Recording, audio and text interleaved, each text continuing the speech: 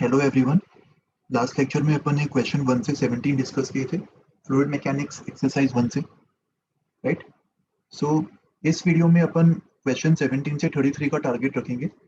So basically question 1 से 33 जो है वो फ्लूइड स्टैटिक्स के ऊपर बेस्ड है और उसके बाद से फ्लूइड डायनामिक्स वाला पार्ट शुरू होता है। Okay, so let's start with question 17। इस सवाल में देखो क्या दिया। Two bodies having volumes v and 2v, they are suspended from two arms of a common balance and they are found to balance each other, right?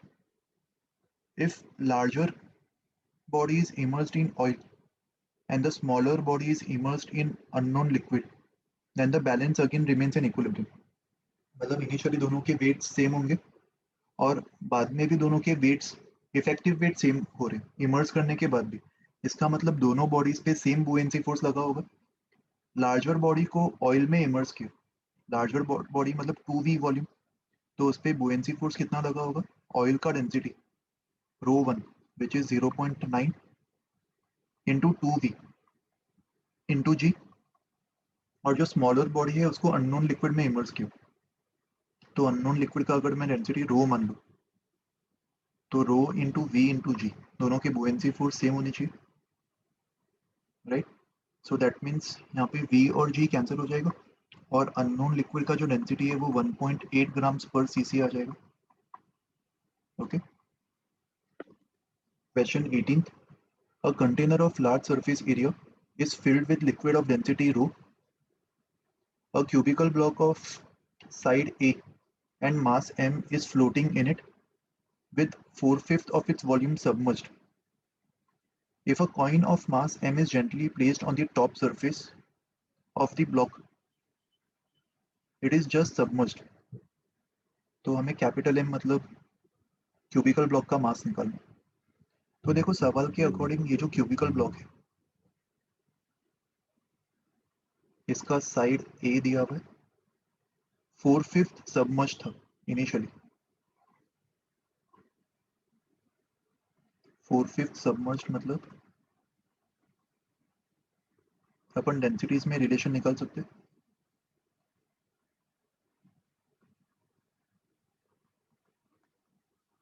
Volume immersed upon total volume, ये density of object upon density of liquid के equal होता है, जो कि इस case में 4/5 होगा। If a coin of mass m is gently placed on the block, it just submerged. तो m मास का जो कॉइन है इसको बैलेंस करने के लिए इतना एक्स्ट्रा पोर्शन को सबमर्ज होना पड़ रहा है, मतलब इस वॉल्यूम के करस्पॉन्डिंग जो पानी का वेट होगा वो इस m मास के वेट को बैलेंस कर रहा होगा, राइट। m मास की वजह से एक्स्ट्रा वेट नीचे mg जनरेट हुआ और उसकी वजह से जो एक्स्ट्रा बुएंसी फोर्स होगा that will be extra volume displaced, which is a by 5 times cross sectional area, which is a square times density of water, इसको रो एल मान लेते हैं, density of liquid times G. तो यहाँ से small m की value कितनी आ रही है, a³ by 5 times rho L.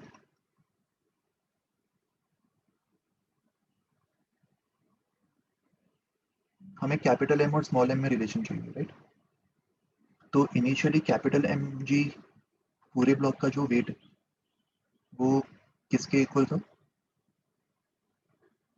4a/5 submerge था इंटू ए स्क्वायर टाइम्स रो एल। ये समझ में आया सबको। जब ऊपर कॉइन प्लेस नहीं किया था उस समय जो ओरिजिनल क्यूब है उसका weight capital M G equals to weight of water displaced 4a/5 times A, ये इनिशियली वॉल्यूम सबमर्ज था, 4a/5 times A square cross sectional area times density of liquid times G, G भी cancel हो जाएगा। तो इन दोनों equations को divide करने पर 2/1 ये हमें क्या देगा, capital M upon small M equals to 4a/5 upon a/5। So capital M 4 times small M के इक्वल हो जाएगा। क्वेश्चन नंबर 19 देखो अभी. A boy carries a fish in one hand and a bucket of water in the other hand. If he places the fish in the bucket, then the weight carried by him. देखो यहाँ पे bucket में अगर fish डाल भी दिया तो भी पूरे सिस्टम का वेट तो सेम ही रहेगा ना यार. अगर फिश को अंदर डाला तो पानी ने फिश पे बुएंसी ऊपर लगाया, बट फिश ने भी पानी पे बुएंसी नीचे लगाया होगा. तो पूरे सिस्टम का इफेक्टिव वेट जो है वो तो सेम ही रहेगा, right. A cork of density 0.5 grams per cc floats on a calm swimming pool. Fraction of the cork's volume which is underwater. Fraction immersed upon total volume. ये density of object upon density of liquid के equal होगा. तो ये तो straight forward question है. 50% answer होगा. Two cylinders of same cross section and length L but made of two materials of densities ρ1 and ρ2, d1 and d2 are cemented together to form a cylinder of length 2L. The combination floats in a liquid of density D with length L by 2 above the surface of the liquid. D1 is more than D2. Okay, so देखो यहाँ पे situation क्या होगी. ये दोनों जो cylinders हैं, मान लो ये दो सिलेंडर्स है, दोनों को सीमेंट कर दिया अपन ने.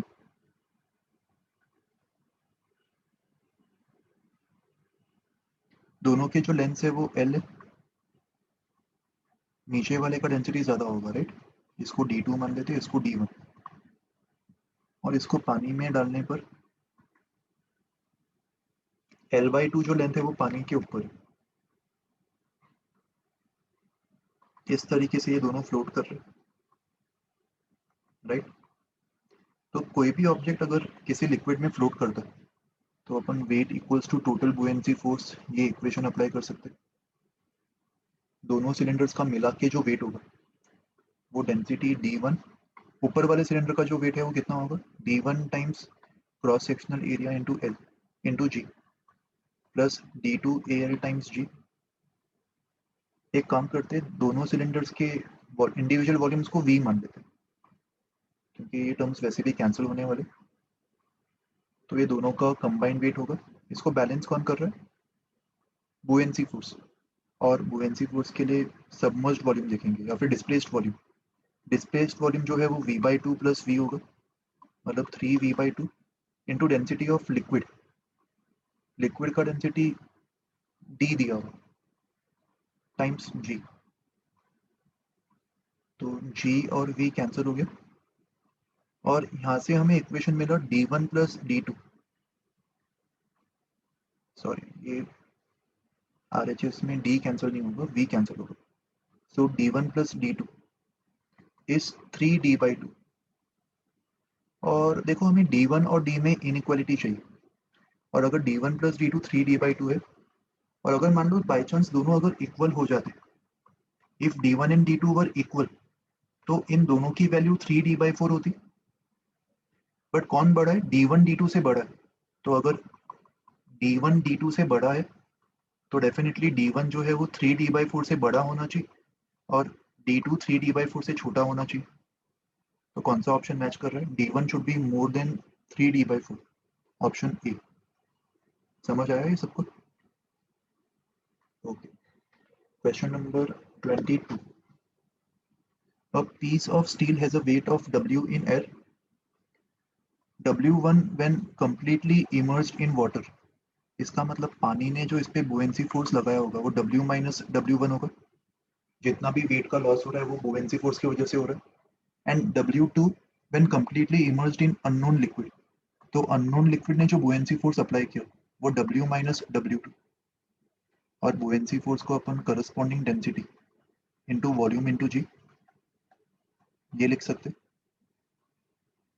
स्पेसिफिक ग्रेविटी या फिर रिलेटिव डेंसिटी हमें निकालना, तो इक्वेशन 2 डिवाइड बाय इक्वेशन 1 कर दो.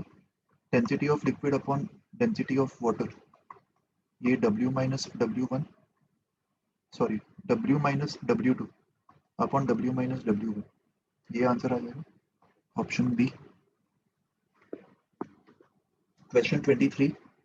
A ball of relative density 0.8 falls into a water of height falls into a water from a height of 2 meters.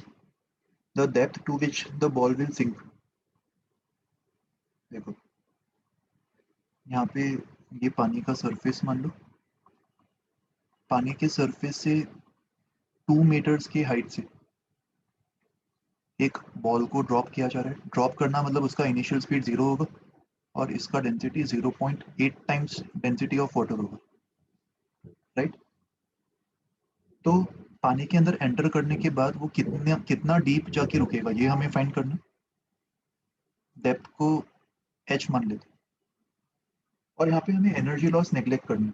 Neglect the viscous forces मतलब जब वो पानी के अंदर एंटर करेगा तो स्प्लैशिंग या फिर पानी की विस्कोसिटी की वजह से जो भी एनर्जी लॉस होता है उसको हम नेग्लेक्ट करेंगे. तो ऐसे टाइप के सवाल में बेस्ट तरीका क्या होगा सॉल्व करने का. इनिशियल स्पीड भी 0 है और मैक्सिमम डेप्थ में फाइनल स्पीड भी 0 होगा.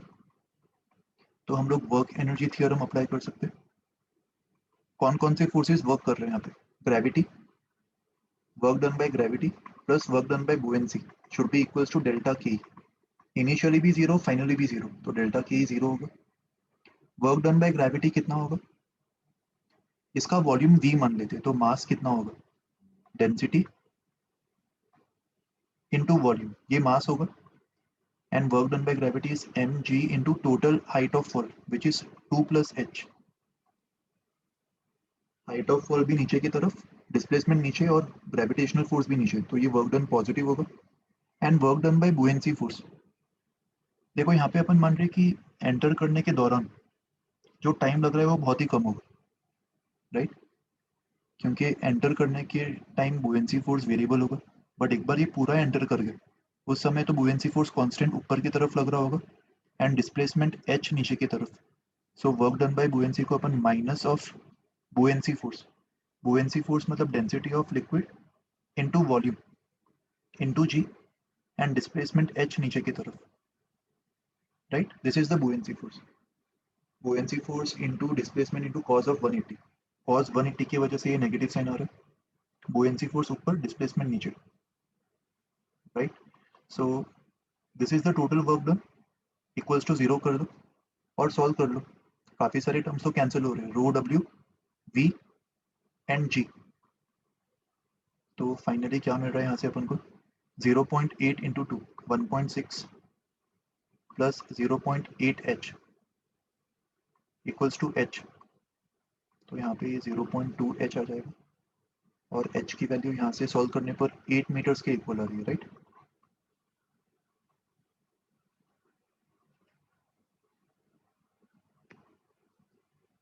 Question 24. A small wooden ball of density rho is immersed in water of density sigma to a depth of h and then released. The height h above the surface of the water to which the ball will jump out of water. तो यहाँ पे obviously upon density of wooden ball, इसको अपन density of liquid से कम मान रहे, तभी बुएंसी force ऊपर की तरफ ज़्यादा होगा और लिक्विड के अंदर रिलीज करने पर वो ऊपर की तरफ भागेगा और ऊपर जैसे ही वो सरफेस तक पहुंचेगा तब तक उसने काफ़ी वेलोसिटी एक्वायर कर लिया होगा और वहां से जंप करके वो कुछ हाइट एक्वायर कर जाएगा, राइट. तो देखो यहाँ पे सिचुएशन क्या है.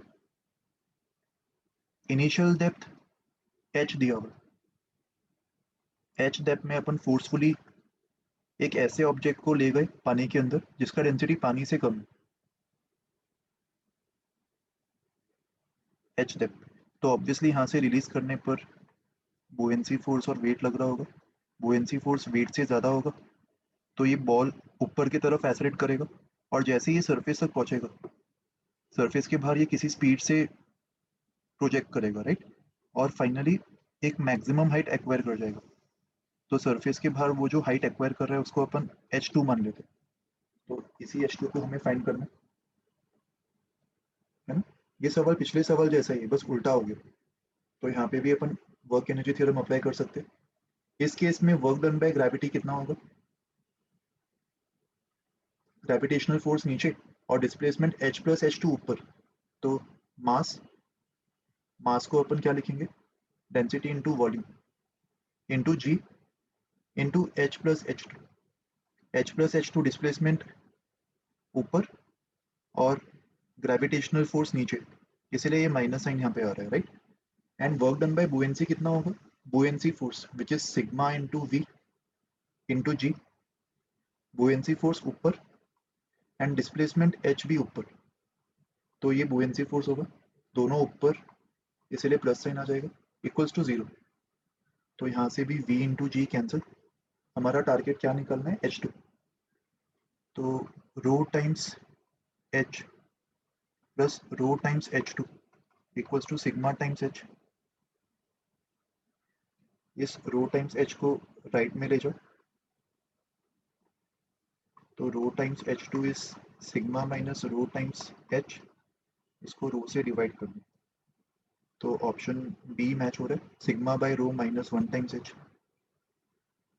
Okay. Question 25। A hollow sphere of mass m and radius small r is immersed in a tank of water of density rho w. The sphere would float if it were set free. इसका मतलब spear का density obviously पानी से कम है, तो ये spear को अगर हम लोग फ्री कर दे तो ये ऊपर जाके फ्लोट करने की टेंडेंसी रखेगा, राइट। और इसको ऊपर जाने से रोकने के लिए the sphere is tied to the bottom of the tank by two wires. इसको दो वायर से बॉटम पे अटैच कर दिया at an angle of 45 degrees. और इन वायर्स में हमें टेंशन निकालते हैं, tension T1 in the wire. क्योंकि दोनों वायर्स को सिमेट्रिकली अटैच किया है तो दोनों वायर्स में अपन टेंशन सेम मान सकते हैं, राइट। तो इस स्पीयर का अगर हम एफडी बनाए, इस पे बुएंसी ऊपर लग रहा होगा, वेट नीचे, और ये दोनों tension force along the string लग रहे होंगे। इन दोनों टेंशन को टी मान लेते, तो इनका इफेक्टिव रिजल्टेंट जो है वो √2t नीचे की तरफ होगा। तो फोर्स इक्वेशन क्या बनेगी? Weight plus √2 times T equals to buoyancy force.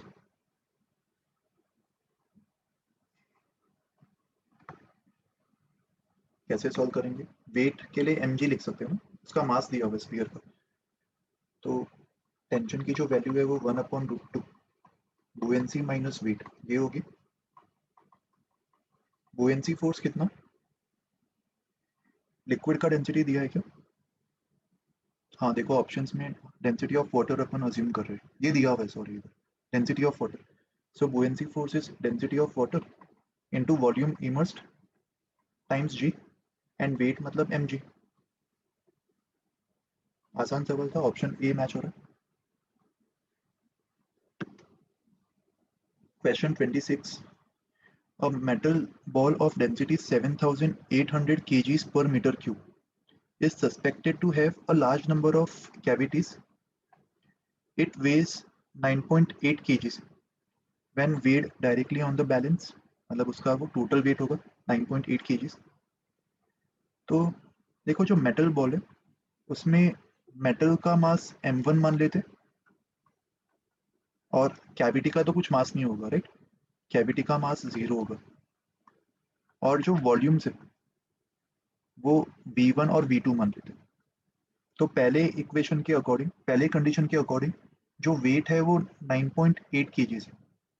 मतलब अच्छा, इसके जो डेंसिटीज है, डेंसिटीज को भी अगर मैं रो1 मान लूँ, कैविटी का डेंसिटी तो 0 होगा, दैट मीन्स रो1 v1 इज 9.8 kgs। ये पहला इक्वेशन हमें मिल गया। और जब इसको पानी में वे कर रहे हैं तो पानी में वे करने पर 1.5 kg लेस दिखा रहा है। इसका मतलब बुएंसी फोर्स जो है वो 1.5 टाइम्स जी ऊपर की तरफ लगा होगा, राइट, तभी 1.5 kg कम हो गया होगा, राइट। सो सेकेंड इक्वेशन जो है वो अपन बुएंसी के फॉर्मूला से निकाल सकते हैं। टोटल बुएंसी फोर्स कितना होगा?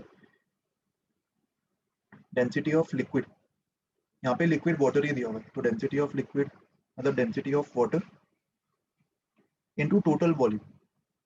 जब पानी के अंदर वे करे तो पूरा का पूरा पानी के अंदर इमर्स्ड होगा, तो total volume displaced is v1 plus v2। देखो यहाँ पे हम मान के चलेंगे कि कैविटीज जो है वो अंदर होगा, है ना, अगर सरफेस पे कैविटीज है तो वो पानी को डिस्प्लेस नहीं करेगा. Okay, so all these cavities are within the sphere. So when such sphere is inserted inside the water, its entire volume will be displaced. Rho W times V1 plus V2 into G. ये buoyancy force होगा और ये 1.5 G के equal होना चाहिए. तो G cancel. तो यहाँ से हमें सेकेंड इक्वेशन मिल गई. हमारा टारगेट क्या है? Fraction of volume of the cavities. तो V2 upon V1 plus V2 निकालना हमारा टारगेट है. और अगर मैं इक्वेशन 1 को 2 से डिवाइड कर दूँ तो V1 upon V1 plus V2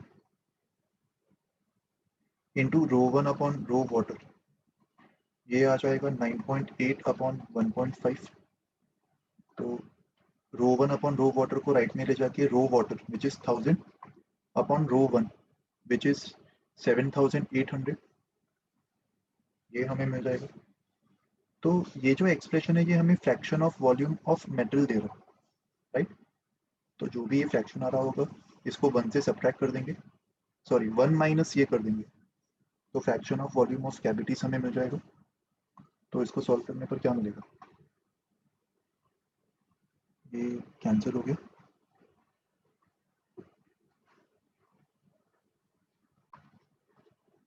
ये 0.837 आ रहा है विच इज अप्रोक्सीमेटली 84%. तो कैविटीज का जो फ्रैक्शन होगा वो 16% होगा. Okay.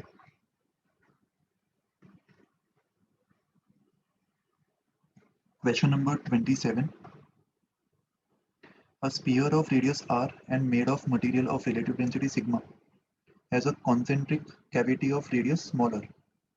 It just floats when placed in a tank full of water.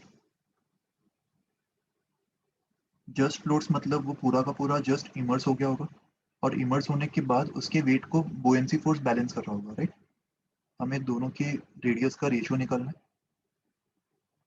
तो जो वेट होगा स्पीयर का वो कितना होगा? स्पीयर के मटेरियल का volume excluding the cavity which is 4/3 pi are cube minus 4/3 cavity का वॉल्यूम सब्ट्रैक्ट कर दो. तो volume multiplied by density. Sphere के मटेरियल का जो डेंसिटी है, रिलेटिव डेंसिटी, वो सिग्मा दिया हुआ है. तो sigma times density of water, ये इसका एक्चुअल डेंसिटी होगा. Sigma is the relative density, right. तो sigma times rho W into G. And buoyancy force कितना होगा? अगर स्पीयर पूरा इमर्ज हो रहा है तो पानी का जो वॉल्यूम है वो तो पूरा ही वॉल्यूम डिस्प्लेस होगा which is 4/3 pi are cube into density of water times जी.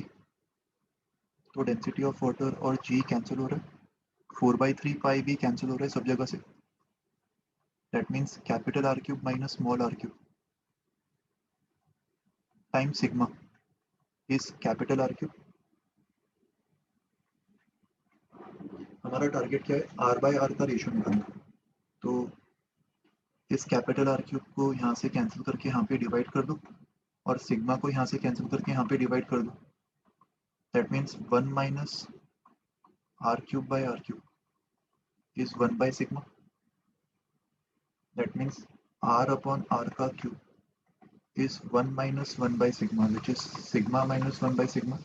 हमें न्यूमरेटर में कैपिटल आर चाहिए तो इसको उल्टा कर दो. Capital R by small R का cube is sigma upon sigma minus 1 और क्यूब को हटा के आर एच एस में टू दी पावर 1/3 कर दो, राइट. ऑप्शन ए मैच हो रहा है. Sigma upon sigma minus 1 to the power 1/3. Question 28. A body having volume V and density rho is attached to the bottom of a container as shown in the figure. Density of the liquid is more. Body का density rho दिया हुआ है और liquid का D दिया हुआ है. इसका मतलब इस पे बुएंसी फोर्स ज्यादा लग रहा होगा ऊपर की तरफ. Container has a constant upward acceleration of A. हमसे पूछा है कि स्ट्रिंग के अंदर टेंशन कितना होगा. तो देखो अगर कंटेनर का एक्सेलरेशन ऊपर की तरफ ए है तो इफेक्टिव जी जी प्लस ए हो जाएगा. तो जिस भी एक्सप्रेशन में जी की वैल्यू आ रही होगी उसको अपन जी प्लस ए से रिप्लेस कर देंगे, राइट. तो इसका अगर मैं एफ बनाता हूँ इस ब्लॉक का, तो इस पे इफेक्टिव वेट नीचे कितना लग रहा होगा, एक्चुअल वेट प्लस जीरो, मतलब जी, अगेन जी को जी प्लस ए से रिप्लेस कर देंगे, तो इसका वॉल्यूम इंटू इसका डेंसिटी टाइम्स जी प्लस ए। इसमें एक्चुअल वेट भी आ गया और सीडो फोर्स भी आ गया, राइट। ये इस पे इतना फोर्स नीचे लग रहा होगा और बुएंसी ऊपर लग रहा होगा, एंड टेंशन भी नीचे लग रहा होगा। बुएंसी की वैल्यू भी क्या होगी, density of liquid times volume, and buoyancy force में भी जी आता है, तो यहाँ पे भी अपन जी को जी प्लस ए से रिप्लेस कर देंगे। तो फोर्स इक्वेशन क्या होगा, tension plus V rho G plus A, tension plus weight, effective weight including pseudo, equals to buoyancy which is V D G plus A. तो यहाँ से टेंशन फोर्स की वैल्यू क्या आएगी, v इंटू जी plus ए common ले लो और अंदर d minus rho बच जाएगा, right. Question 29, a hollow cone floats with its axis vertically upwards to one third of its height in a liquid of relative density 0.8 and with its vertex submerged। देखो ये पहले statement का क्या मतलब है, vertex submerged मतलब इसका vertex नीचे की तरफ होगा, ये हॉलो कोन है, इसका एक्सिस वर्टिकल है, और किसी लिक्विड में अगर इसको हमने डाला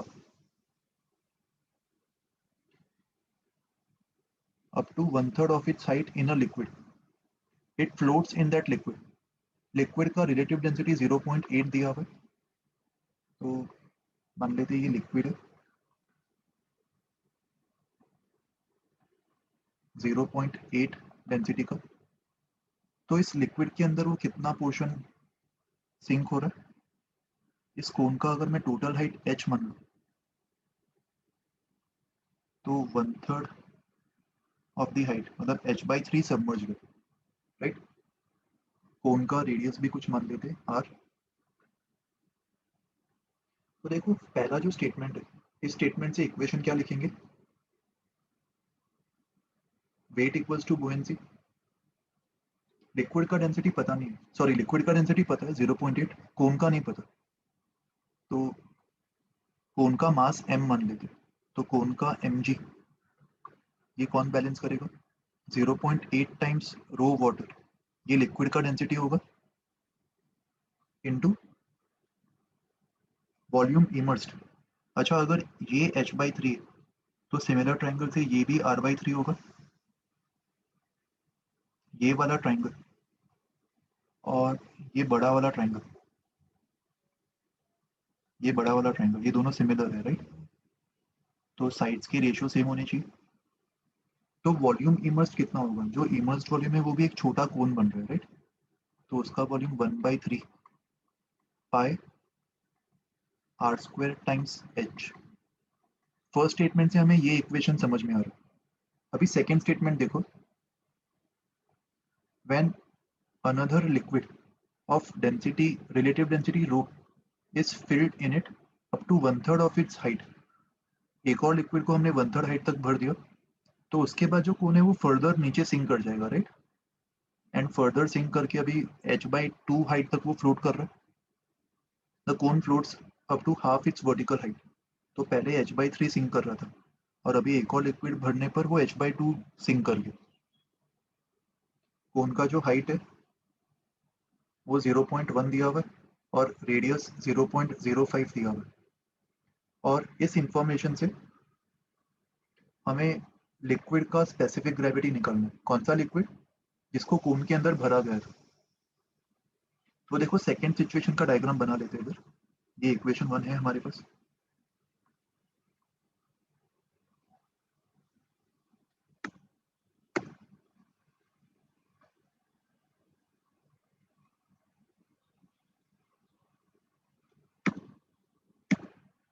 एक सेकेंड, सेकेंड सिचुएशन में जो डायग्राम होगा वो ऐसा कुछ हमें दिखाई देगा। इसमें अभी जो सबमर्ज लेंथ है वो h/2 होगी। सवाल को सॉल्व करने से पहले इसको समझना बहुत जरूरी है। इसलिए इसको समझने में अपन ज़्यादा टाइम इन्वेस्ट कर रहे हैं। तो देखो, कोन के अंदर अभी हमने एक और लिक्विड भरा, एक और लिक्विड जो है वो h/3 हाइट तक भरा हुआ है, और अभी जो कोन है वो h/2 हाइट तक सबमर्ज हो चुका है। ये सिचुएशन है। तो अभी जो बुएंसी फोर्स है वो कोन के वेट के साथ साथ ये वाले लिक्विड का वेट भी बैलेंस कर रहा होगा, जो कोन के अंदर भरा हुआ है ना। तो अभी सेकंड केस में इक्वेशन क्या होगा, कोन का वेट तो mg होगा, और जो नया लिक्विड है उसका रिलेटिव डेंसिटी हमें फाइंड करना है ना, रो। तो उसका स्पेसिफिक ग्रेविटी हम रो मान लेते हैं, तो उसका डेंसिटी रो वाटर टाइम्स रो होगा, volume 1/3 pi are square, r/3 का स्क्वायर टाइम्स h/3। वॉल्यूम तो वही होगा ना जो पहले इनिशियली सबमर्ज था, h/3 इनिशियली सबमर्ज था, और अभी हमने h/3 तक नया लिक्विड भर दिया। तो ये जो नया लिक्विड है उसका वॉल्यूम इस छोटे वाले कोन के वॉल्यूम के इक्वल होगा। छोटा वाला कोन मतलब हाइट h/3 और रेडियस भी r/3, तो 1/3 पाई आर स्क्वायर एच। ये छोटे वाले कोन का वॉल्यूम होगा इंटू छोटे वाले कोन के अंदर जो लिक्विड भरा हुआ है उसका डेंसिटी टाइम्स जी, राइट।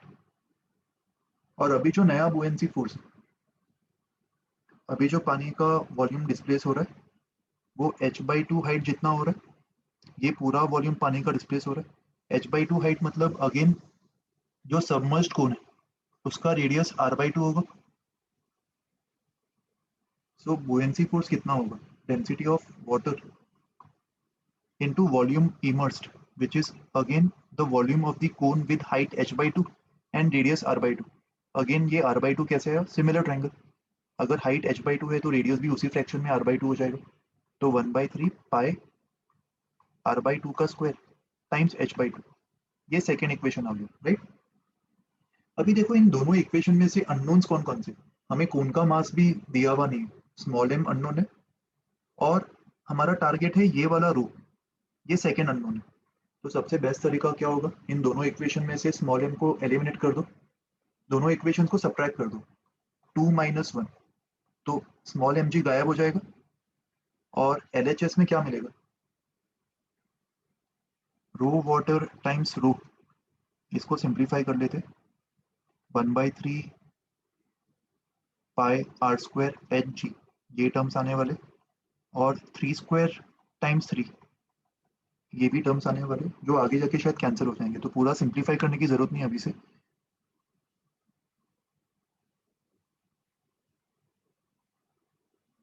एक सेकेंड, ये LHS में बस इतना ही बचेगा, राइट।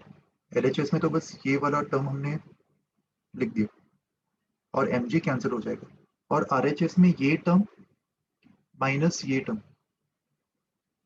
तो ये देखते हैं कितना आ रहा है,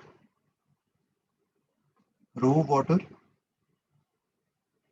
again 1/3 pi are square H, अच्छा यहाँ पे जी भी होगा, right, pi are square H ji.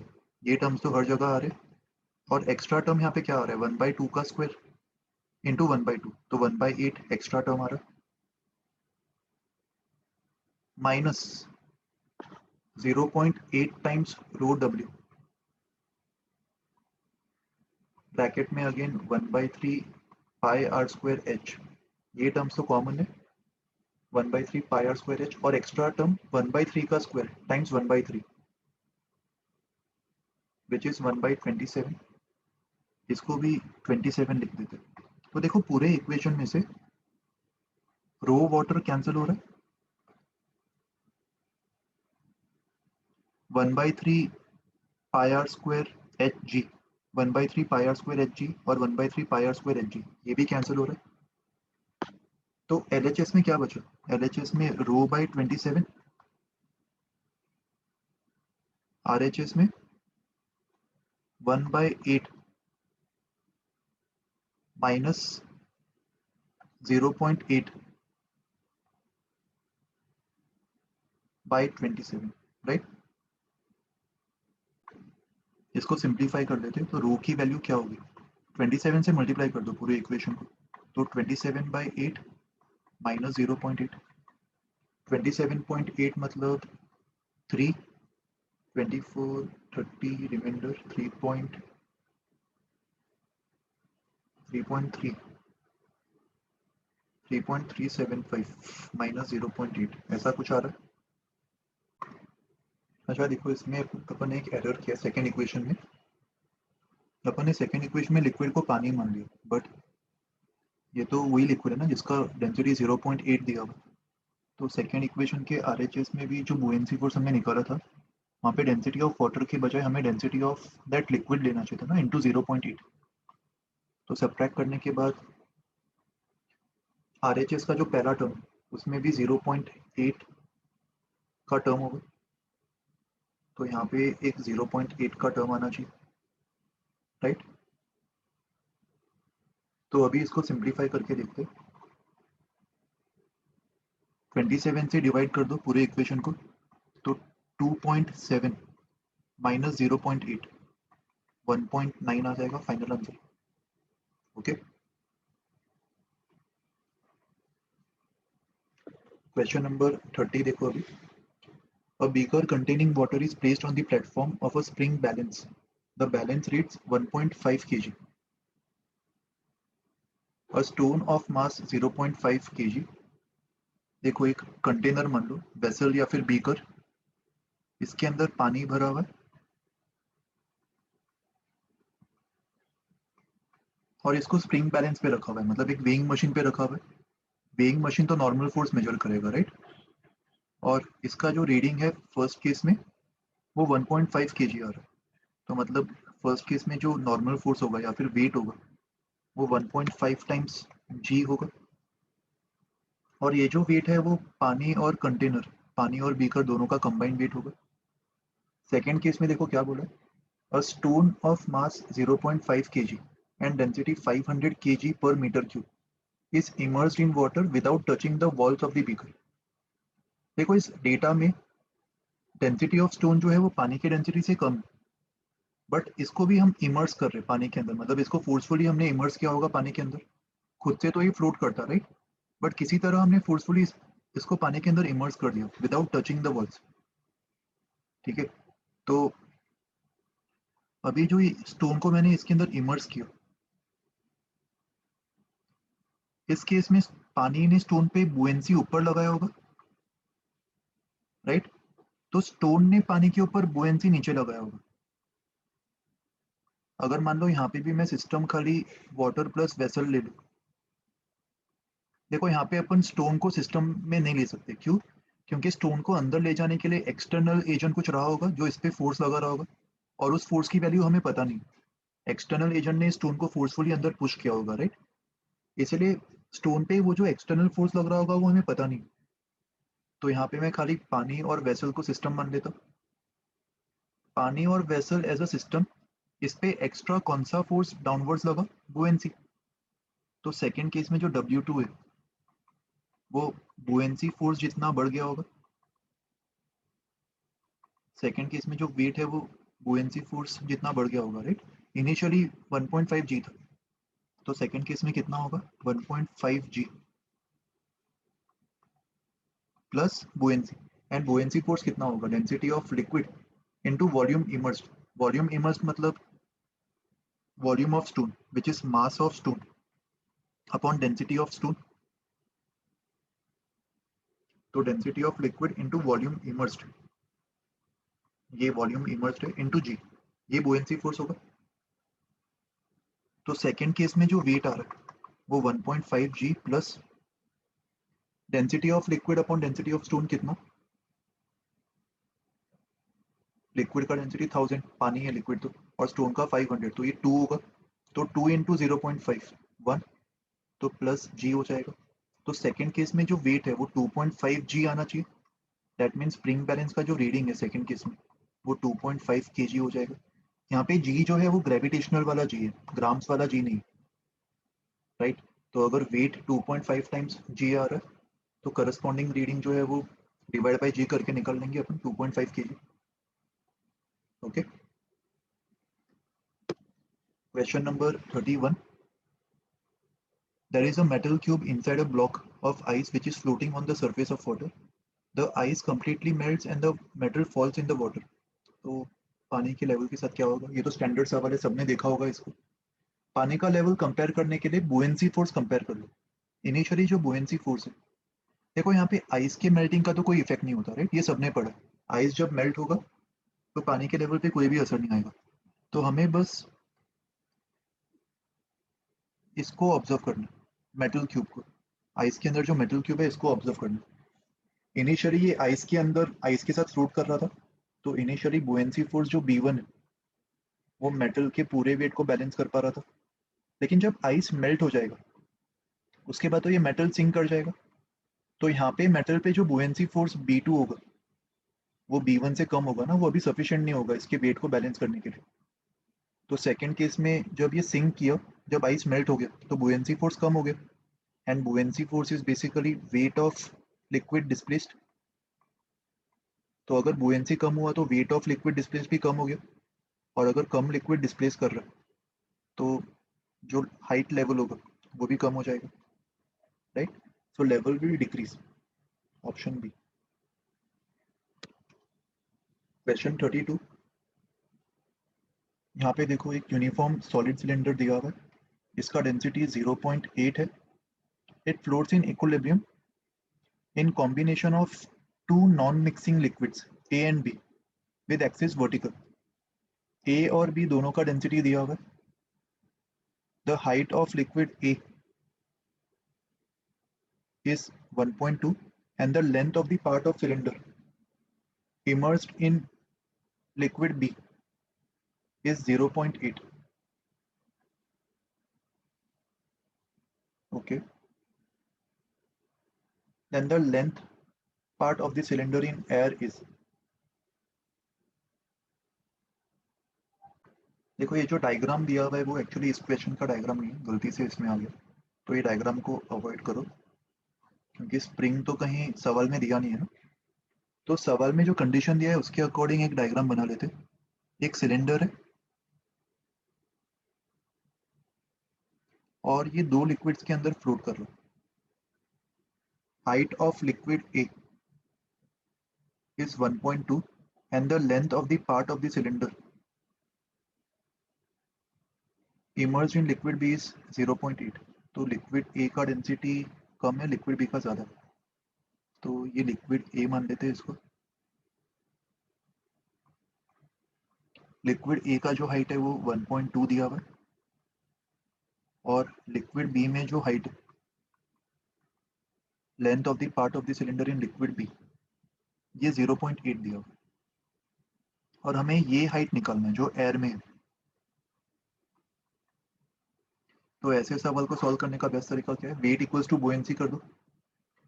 Cylinder का जो टोटल हाइट है वो 1.2 प्लस 0.8 प्लस एच, मतलब 2 plus H cross sectional area into cylinder का डेंसिटी टाइम्स जी, ये सिलेंडर का वेट होगा, एंड टोटल बुएंसी फोर्स कितना होगा? Weights of liquids displaced. Liquid A का जो वेट डिस्प्लेस्ड है वो कितना? 1.2 इंटू एरिया। लिक्विड ए का डेंसिटी कितना? 0.7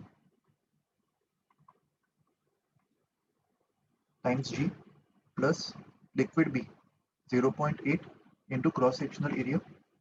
लिक्विड बी का डेंसिटी 1.2 टाइम्स जी। ये समझ में आया सबको? Weight equals to total buoyancy. Total buoyancy मतलब weight of liquid 1 displaced plus weight of liquid 2 displaced. तो इस इक्वेशन को सॉल्व करके हमें स्मॉल एच की वैल्यू मिल जाएगी। ए इंटू जी कैंसिल हो रहा है और एल एच एस में क्या बचा? 2 into 0.8, 1.6 plus 0.8 h equals to 1.2 into 0.7 plus 1.2 into 0.8। तो 1.2 कॉमन ले लो, राइट? तो 1.2 इंटू 1.5 माइनस 1.6 अपॉन 0.8, ये फाइनल एच की वैल्यू आ जाएगी। इसको सॉल्व करने पर एच की वैल्यू 0.2 अपॉन 0.8 मतलब 1/4, मतलब 0.25 सेंटीमीटर, ये फाइनल आंसर होगा। Okay, question 33। अच्छा, ये जो डायग्राम था इधर एक्चुअली वो क्वेश्चन 33 का था।